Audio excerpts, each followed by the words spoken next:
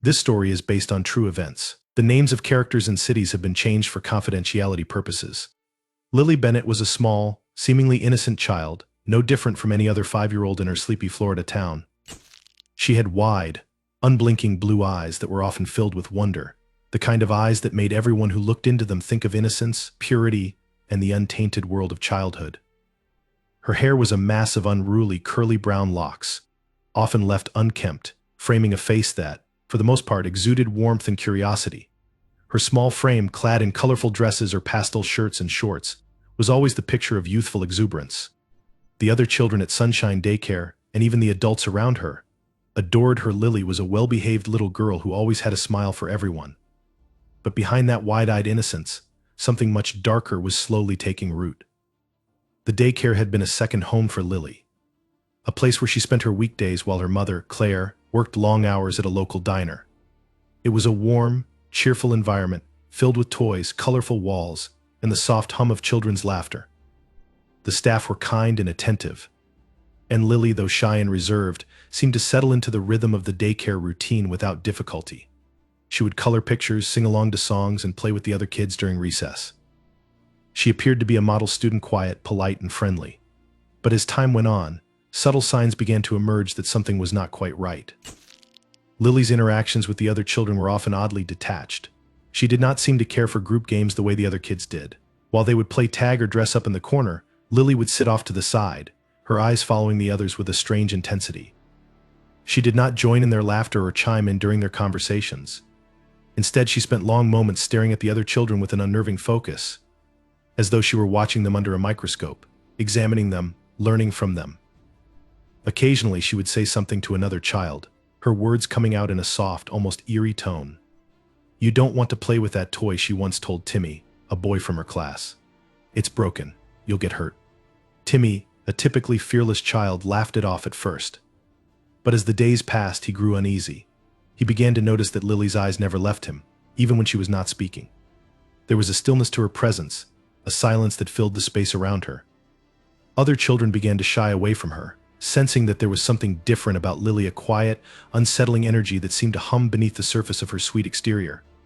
It wasn't that she was mean or cruel. It was something more subtle, something intangible that made her unsettling to be around. The daycare staff noticed it too. Mrs. Harrison, the head teacher, had been at Sunshine Daycare for over 10 years. She had seen all sorts of children come and go, from the playful and rambunctious to the shy and withdrawn. But there was something about Lily that made her uneasy. The little girl was always polite, always quiet, but there was an air of coldness in her demeanor that could not be ignored. Mrs. Harrison had a soft spot for her, as she did for all the children, but she couldn't help but feel that Lily was hiding something behind those wide blue eyes, something that did not belong in a child so young. One afternoon, when Lily was playing in the sandbox, Mrs. Harrison had witnessed something that left her questioning the girl's true nature. It was nothing overt, no dramatic outburst or violent act. Lily was simply sitting on the edge of the sandbox, watching the other children as they played, when her gaze fixed on one of her classmates, Sarah. Sarah, a girl of roughly the same age, was building a sandcastle nearby, completely unaware of Lily's attention. The other children were laughing and running around, but Lily's focus remained solely on Sarah. Mrs. Harrison, feeling a bit concerned, moved closer to Lily to ask her if she needed help. But before she could say anything, she noticed something that chilled her to the core. Lily's fingers were tightly clenched around a small plastic shovel, and her eyes were narrowed, her gaze intense. It was as though she was calculating something, as though Sarah's innocent play had somehow become a threat. Mrs. Harrison watched as Lily slowly stood up, took a few steps forward, and silently scooped a handful of sand into the shovel. She then moved behind Sarah, her movements deliberate and measured, and without any apparent reason, poured the sand over Sarah's head. The other children looked up in surprise, but Lily merely stood there, watching, as though nothing out of the ordinary had just happened. Sarah began to cry, her face covered in sand, and Lily simply turned around, walking back to her corner of the sandbox, as if the entire event had been a mere inconvenience. Mrs. Harrison had not seen any malice in Lily's actions, at least not in the way an adult might interpret malice, but there was something unsettling about the way the girl had acted. It was as though Lily had no concept of why her actions had upset the other child. She didn't apologize or show any remorse. She simply watched as the scene unfolded. In that moment, Mrs. Harrison wondered if Lily understood the consequences of her actions at all. or if in some twisted way she simply didn't care. The incident was small, almost trivial in the grand scheme of things, but it lingered with Mrs. Harrison. The other teachers, Miss Parker and Miss Wilson, noticed the same patterns. Lily had moments of unnerving calm, moments where she seemed detached from the world around her, moments when she watched people as though they were specimens in a lab. Her soft, childlike exterior didn't seem to match the calculating, disquieting presence she gave off. The daycare had a strict no-tolerance policy for aggressive behavior, but Lily had not yet done anything that warranted major intervention. Her actions were subtle, almost imperceptible to the untrained eye. But as the days wore on, it became harder for the staff to ignore the growing sense that something was very wrong with Lily. Her gaze was increasingly distant, and she would often retreat to corners, her small hands clutching tightly onto toys as though they were lifelines. And then there were the questions. At a young age, Lily had already begun asking strange, unsettling questions about life and death. She would sometimes sit next to Mrs. Harrison, watching the adults with unnerving stillness. "What happens if you break something?" she asked once, as she held a doll in her hands, twisting its head. "Can it come back together?" Mrs. Harrison had tried to brush it off as normal childhood curiosity. Children were often fascinated by the concept of life and death, and Lily's questions, though odd, didn't seem like anything to be alarmed by. But as the days passed, the nature of her questions grew more and more disturbing. One afternoon when Miss Parker was sitting with the children, Lily had asked, "What happens if someone gets hurt?" She asked it in such a casual tone that it sent a cold shiver down Miss Parker's spine. The way Lily looked at her wide-eyed, yet almost empty, left an unsettling impression on the teacher. As the days wore on, the other teachers began to notice that Lily was different. There was a darkness in her, a quiet, hidden malevolence that simmered beneath the surface. It wasn't obvious or overt, it didn't scream for attention. It was insidious, creeping into every interaction, every glance, every innocent smile. Lily had the look of a child, but there was something old in her eyes, a kind of coldness that made it hard to feel at ease in her presence. She was a child, yes, but she was also something else, something terrifyingly beyond her years. The other teachers started whispering among themselves, their concern growing. But no one could explain what they felt or why. Was it just a child's curiosity, a phase that would pass, or was there something more to Lily than met the eye? They didn't know. But they all agreed on one thing: Lily Bennett was a child who didn't quite belong in the world of innocence, and they were beginning to fear what she might do next. The signs had been there all along, subtle and almost imperceptible, but as the days went by, they became harder to ignore. Lily's behavior, though never overtly violent, began to take on an unsettling tone. At first, the staff at Sunshine Daycare wrote it off as quirks of a young child. Some children were shy, some preferred to play alone. But as time passed, the underlying darkness in Lily's actions became more apparent, and the tension in the daycare slowly built, inch by inch, like a tightening noose. Miss Parker was the first to notice the change. She had been working at the daycare for 3 years, and she had a keen sense for when something was off. She had seen all kinds of children come and go, some with special needs, others with behavioral issues. But Lily was different. There was a stillness to her, a quiet intensity that set her apart from the other children. It was as though Lily was constantly observing, constantly calculating. At first it was just a feeling, an unease that gnawed at Miss Parker's instincts, but as the days stretched into weeks, she began to notice more concrete signs of something troubling beneath the surface. Lily's interactions with the other children were limited. She rarely participated in group activities, preferring to keep to herself. When the other children played games like hide and seek or tag, Lily would sit at the edge of the play area, her small legs crossed neatly in front of her, her hands folded in her lap. She didn't seem to be lost in thought, nor did she appear to be daydreaming. She simply sat, motionless, observing. Her gaze would flick from one child to another with a precision that felt almost calculating. Her eyes didn't sparkle with excitement like the others. Instead, they held a depth of something more unsettling, as if she could see something no one else could. Her focus was unwavering, almost unnerving. One afternoon, as the children were playing outside, Lily stood by the fence, watching the other kids play. She didn't join in, nor did she ask to. Instead, she stood silently, her eyes fixed on the swings, her fingers absently twisting a lock of her curly hair. It was a warm day, the sun casting long shadows across the yard, but Lily seemed unaffected by the heat, unmoved by the sounds of laughter and shouts that filled the air. Miss Parker watched her from a distance, her unease growing with each passing second. It was a small thing, but it struck her as odd. Lily had always been a quiet child, but this detachment, this eerie stillness felt different. Over the next few days, Lily's behavior grew more isolated. At snack time, when the other children sat around the table, chatting and sharing stories, Lily would sit at the end of the table, her gaze fixed on her food, never engaging with anyone. She didn't participate in the chatter or ask to pass the juice. Her attention seemed elsewhere, and Miss Parker noticed the way Lily's eyes would dart toward the other children, then quickly look away when they made eye contact. There was an unsettling quality to her presence, something that made Miss Parker feel as though she were being watched, even when Lily was seated across the room. It wasn't just her behavior that had changed. Miss Parker had started noticing things that seemed off. A toy left out of place, a chair pushed slightly out of alignment, a sudden, inexplicable mess on the floor when no one had been near it. These things, though seemingly innocent on their own, began to pile up. It was as though someone, specifically Lily, had been tampering with the environment around her, disrupting the order that the teachers worked so hard to maintain. The daycare was a place of structure, a sanctuary of safety and routine, and Lily seemed to be slowly eroding that sense of control. One morning, Miss Parker entered the playroom to find Lily standing by the window, her small hands pressed flat against the glass.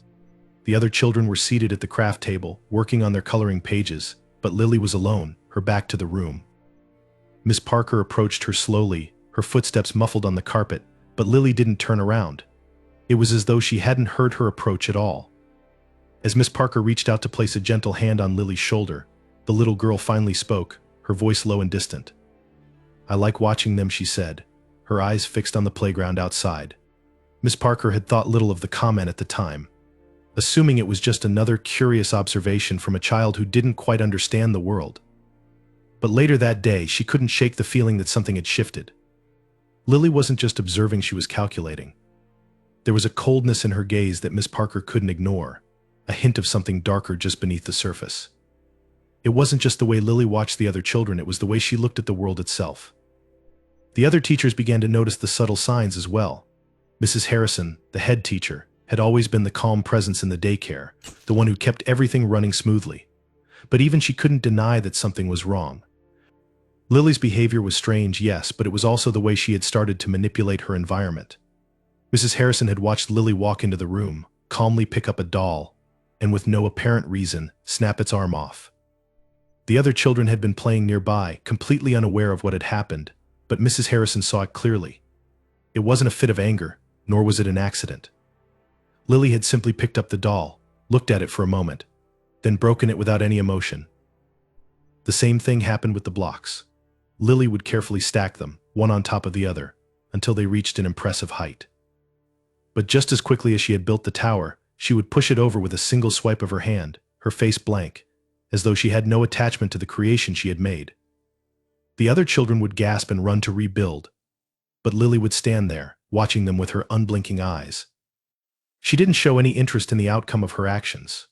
It was as if she enjoyed seeing the other children's frustration and confusion, and this behavior, although seemingly trivial, had a chilling undercurrent that left the staff feeling uneasy. There were other strange occurrences that added to the tension. The teachers had noticed that Lily seemed to appear out of nowhere, always in places where she shouldn't be. One afternoon, Miss Wilson had been in the kitchen preparing snacks when she heard the faint sound of footsteps behind her. She turned, but the hallway was empty. She shrugged it off as her imagination, but when she returned to the playroom, Lily was standing by the door, her eyes fixed on her. At first, Miss Wilson thought it was just a coincidence, but over time she began to realize that Lily had an uncanny ability to appear exactly where she was not supposed to be. Whether it was in the storage closet, under the table, or standing silently behind the teachers as they worked, Lily was always there, lurking in the shadows, her presence undeniable and yet always strangely silent. They couldn't put their finger on it, but they all felt that something was wrong with Lily. She was no longer just a quiet, introverted child. She had become something else entirely, something darker. It wasn't just the way she behaved, it was the way she made everyone around her feel. It was as if she was feeding off their discomfort, growing stronger with each passing day, her eyes more calculating, her smile more distant. There were whispers among the staff, hushed conversations behind closed doors. What was happening to Lily? Was it just a phase, or was there something more sinister at play? Miss Parker, though deeply concerned, still couldn't bring herself to confront Lily directly. She didn't want to believe that a child so young could harbor such a dark energy, but the evidence was mounting. The behavior was undeniable. The unease was palpable. And worst of all, no one knew what to do about it. Every time they tried to address Lily's strange actions, she would retreat deeper into herself, her behavior becoming more erratic and less predictable. She no longer seemed like the sweet, innocent child they had once known. She had become a mystery, a puzzle with no clear answer.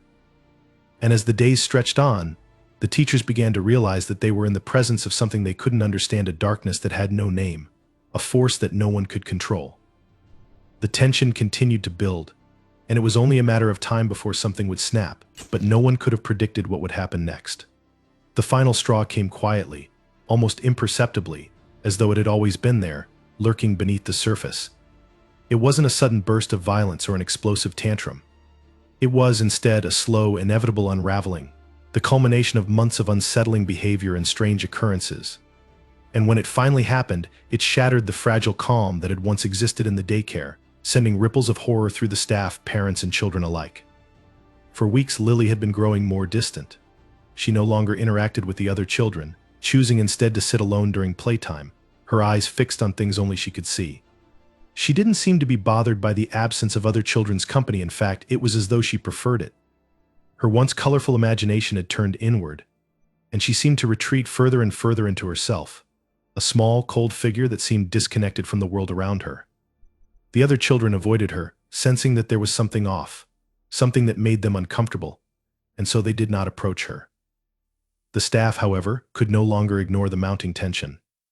It had reached a point where Miss Parker, Mrs. Harrison, and Miss Wilson could no longer deny what they were seeing. Every day something new happened. A broken toy here, an overturned chair there. The classrooms were always slightly disordered when they weren't looking. It wasn't that Lily was doing these things with a clear intent, but there was a feeling that she was somehow involved, her presence, her eyes, watching everything, calculating.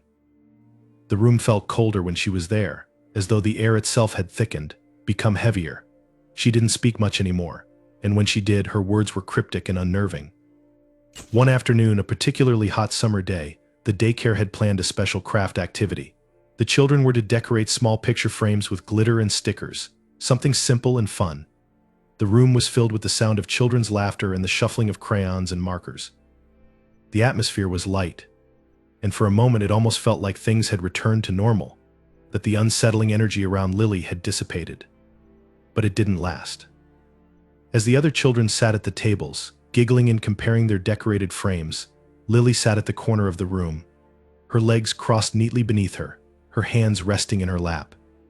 She was staring at the others, her wide, unblinking eyes fixed on the children who were busy with their crafts.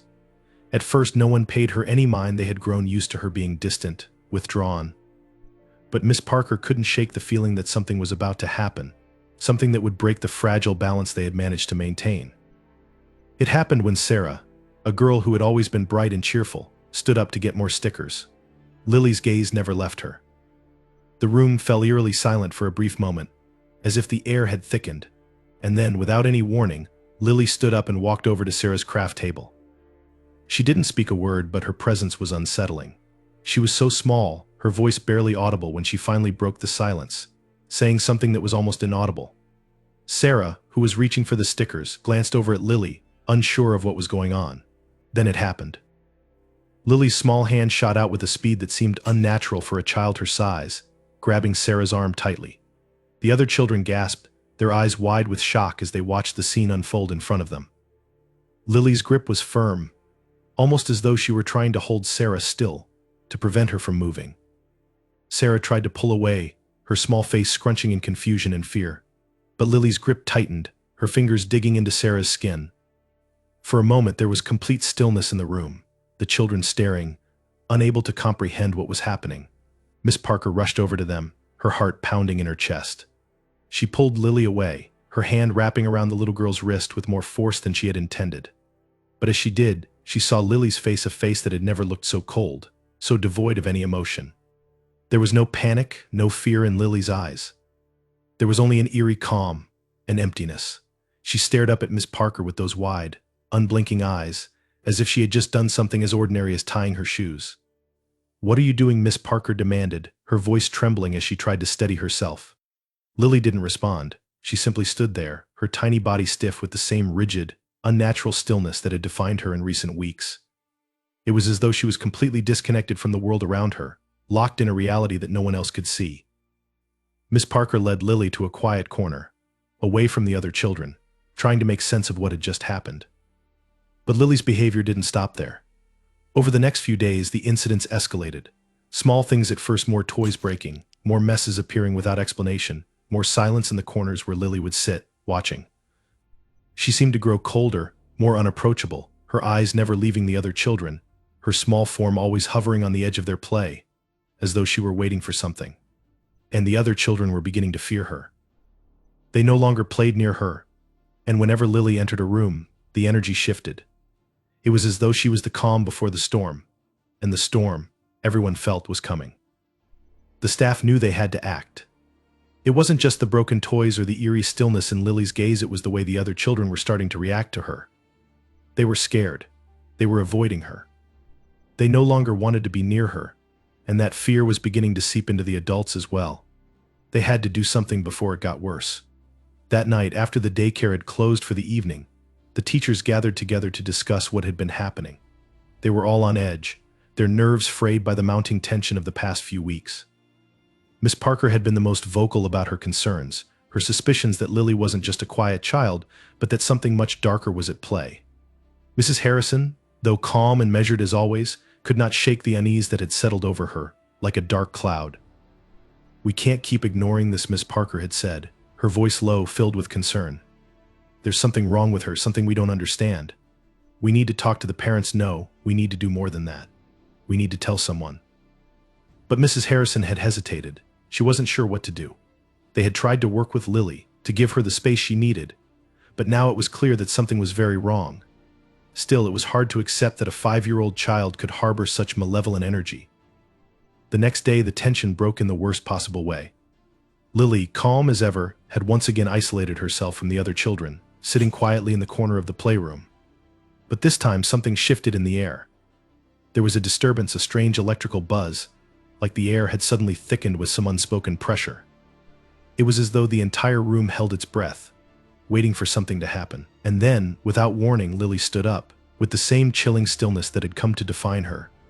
Lily walked slowly toward the center of the room. She didn't look at the other children. She didn't look at the teachers. She didn't look at anything at all. She simply walked, her small feet moving one after another with mechanical precision. Mrs. Harrison and Miss Parker watched in horror as Lily approached one of the shelves, her eyes fixed on a small, delicate figurine.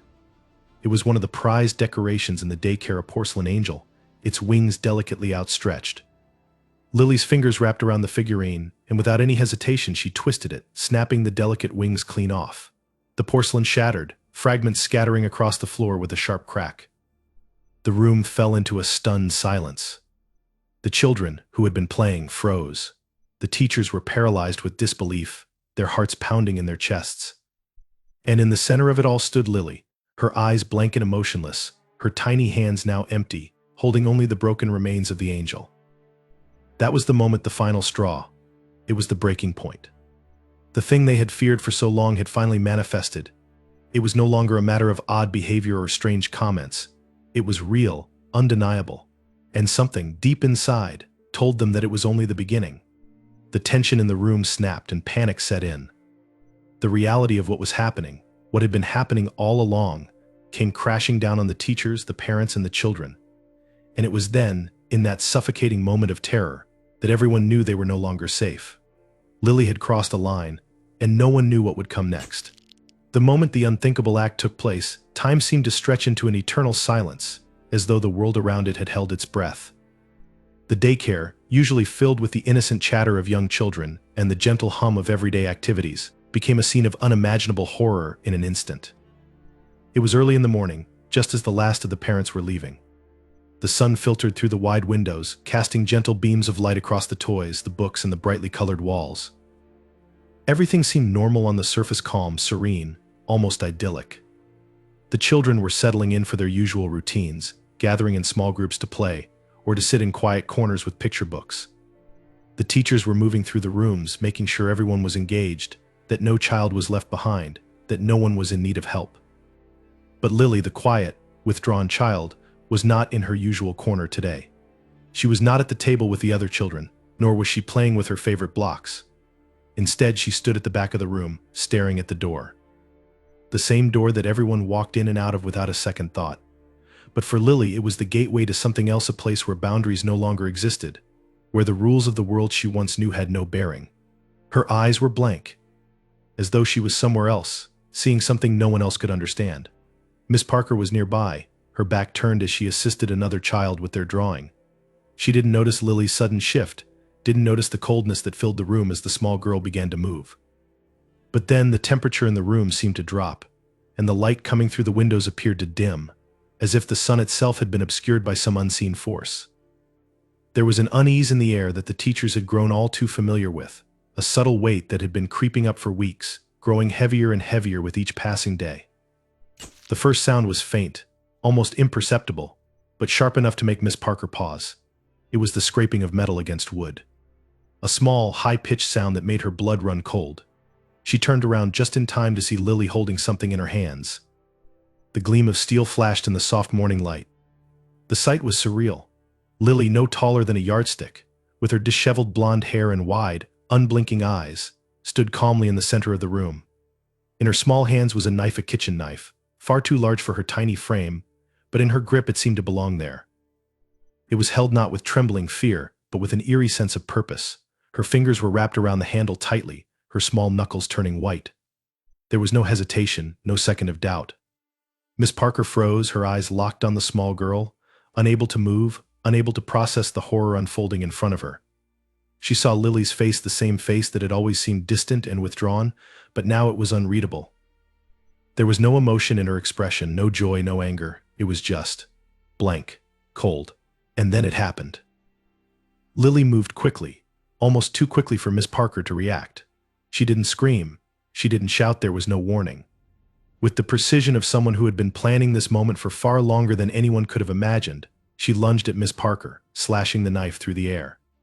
The blade caught the side of Miss Parker's arm, a sharp, jagged wound that sent a burst of pain through her body. The teacher staggered back, her vision blurring with shock, as she tried to process the fact that this tiny, innocent-looking child had just attacked her. Lily did not stop. She pressed forward, her eyes fixed on Miss Parker with a cold, unwavering determination. It was not anger that drove her, it was something else. Something darker. Miss Parker tried to shout, to scream for help, but the words caught in her throat. The room was filled with the chaotic sound of children shrieking in fear, their tiny feet scrambling for safety, but it was too late. Lily was already moving on to her next target. Mrs. Harrison, who had been sitting nearby, stood up in shock, her hands raised, trying to protect the other children. But before she could react, Lily was upon her, the knife flashing again, slicing through the air. The sound of steel hitting flesh was sickening, a wet thud that echoed in the room. Mrs. Harrison stumbled, her hands clutching at the blood that began to pour from her side. In the panic that followed, the children ran screaming into the corners of the room, some hiding under tables, others cowering against the walls. But there was no place to hide from Lily. She moved swiftly and with purpose, not bothering to chase the children. She was after the adults.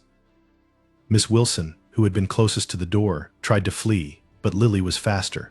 The small girl darted forward, her body moving with unnatural speed, and in a flash she was standing before Miss Wilson. The teacher's face contorted in shock, her mouth opening to scream, but no sound came out. Lily brought the knife down in one swift motion, cutting through the air and landing with a sickening thud. It was over so quickly, the entire sequence of events unfolding in a matter of minutes.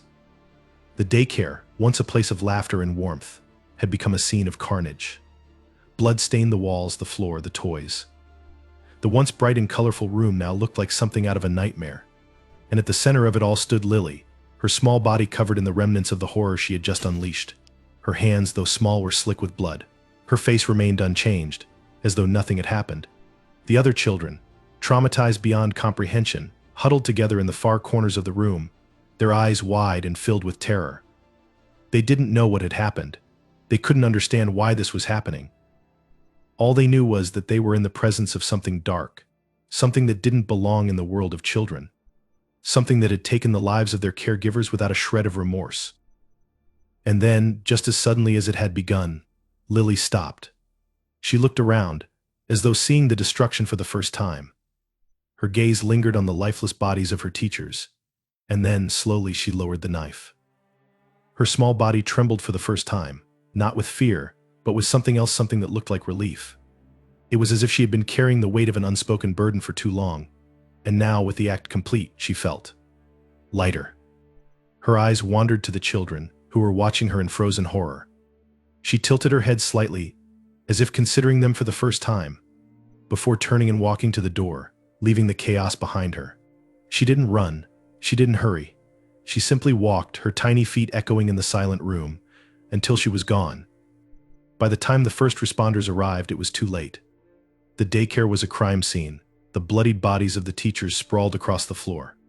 The children were taken into custody, their minds forever scarred by what they had witnessed. And Lily, the 5-year-old girl who had brought this unimaginable tragedy to life, was nowhere to be found. The search for her continued for days, but she was never found. It was as though she had vanished into thin air, slipping through the cracks of a world that could not understand the darkness that had taken root inside her. The act had been unthinkable, beyond comprehension, and yet it had happened. And it was a tragedy that would haunt the small town in Florida for years to come. The questions remained unanswered, and the terror of that day would never truly fade. The aftermath of the massacre in that small daycare center was a grotesque and surreal thing. A town that had once been sleepy and quiet was now in a state of frozen disbelief, its sense of security shattered in a way that no one could have imagined. The sun continued to rise every morning, casting its warmth over the streets, but for those who had been touched by the horror of that day, everything had changed. The air itself seemed heavier now, thicker with the weight of unspeakable terror. A dark cloud loomed over the town, and no one knew how to lift it. The daycare had been a staple of the community for years. It was a place where parents trusted their children to be safe, a sanctuary of normalcy in an otherwise uneventful town. The parents who had dropped their children off that fateful morning never imagined they would never see their little ones again. As news of the tragedy spread, the small streets, once familiar and comforting, became a sea of reporters, police officers, and families who had come from miles away to grieve or try to make sense of the unimaginable. The very air felt taut, strained with the weight of unspoken questions, and there was a chill that lingered in the breeze, as though the town itself had been irrevocably altered. In the immediate hours following the massacre, the entire town seemed paralyzed by fear. It wasn't just the sheer horror of what had occurred, though that was enough to leave everyone gasping for air. It was the fact that it had been done by a child, an innocent-seeming 5-year-old who, in the blink of an eye, had brought the town's sense of safety crashing to the ground. There was no explanation, no warning. Nothing had prepared anyone for what had happened. The authorities were quick to arrive, securing the daycare and beginning their investigation. Officers swarmed the building, taking statements from anyone who had been involved, trying to piece together what had led to such an atrocity. But no one could offer any answers, at least not any that made sense. Lily, the small blonde child who had committed the unimaginable act, was gone. Vanished. Despite an extensive search, there was no trace of her, no sign of where she had gone or why she had done it. It was as though she had evaporated into the very air that now carried the stench of blood and violence. In the following days, as the town attempted to make sense of the tragedy, the residents were torn between disbelief and terror. How could something like this happen in a place so quiet? How could a child barely more than a toddler be capable of such violence? The questions were endless, echoing in the halls of every home, in the hearts of every parent, and in the conversations that passed like a dark wave through the streets. People whispered in hushed tones, eyes darting around as if they too were being watched.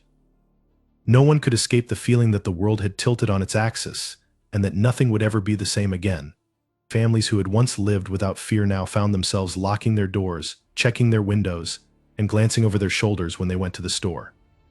The children who had survived the attack were forever changed. They became withdrawn, afraid of the world around them, unable to shake the image of the small, unfeeling figure that had caused so much pain. The teachers who had been in the building, those who had managed to escape the carnage, were haunted by the nightmare they had witnessed.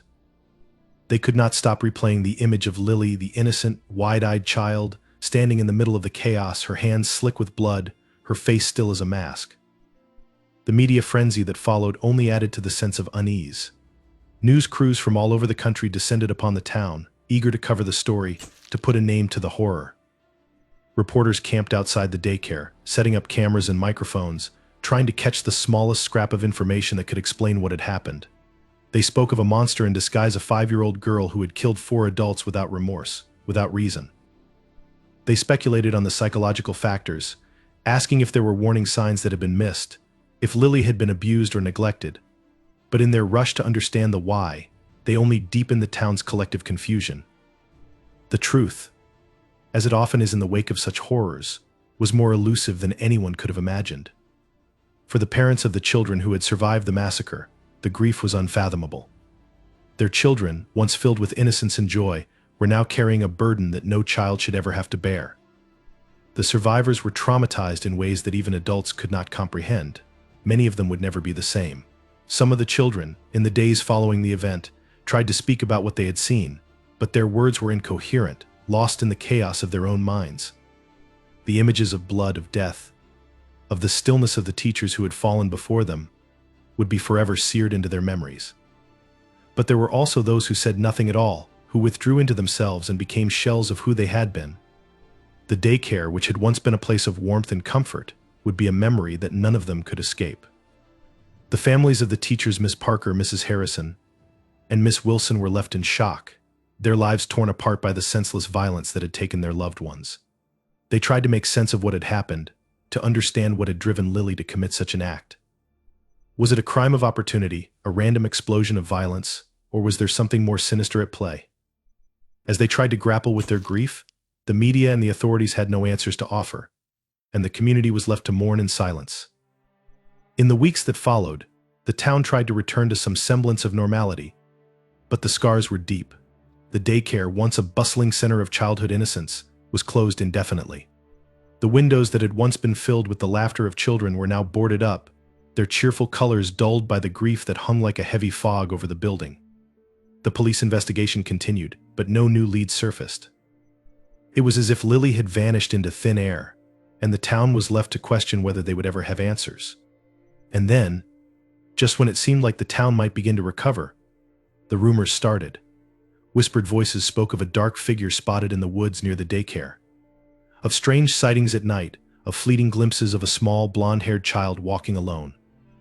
Some claimed they had seen Lily, the child who had caused the massacre, standing in the shadows, watching the town from a distance, as if she were waiting for something or someone. Others said it was just the paranoia of a town on edge, but the fear was real, palpable, hanging in the air like an insidious fog.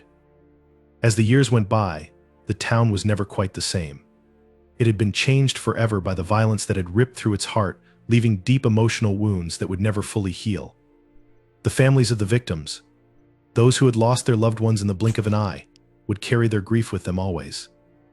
The children who had survived would never escape the nightmares that haunted their sleep, and the teachers who had witnessed the massacre would forever live with the image of a small child holding a knife, a child who had taken everything from them.